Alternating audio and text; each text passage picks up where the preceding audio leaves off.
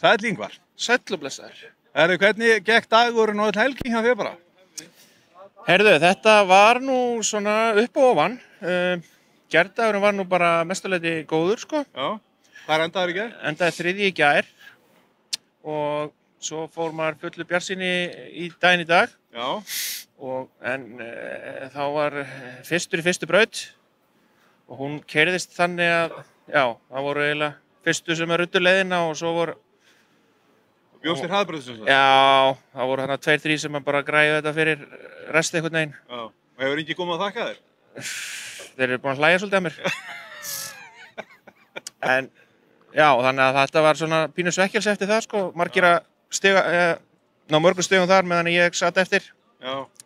Og var eiginlega bara neðstur, en svo náði ég einhvern veginn í resta að bara keyra þokkalega og endaði 50. Ok. Í dag og svo 3. yfir helgina. Það er ekki nokkuð gott? Jú, ég...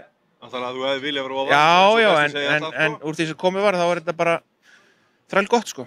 En hvernig þá önnur spurning? Er stemt á að koma aftur í haust í Nesi eða er það bara... Er það ekki best að sleppa ykkur með yfirlýsingu með það núna? Já.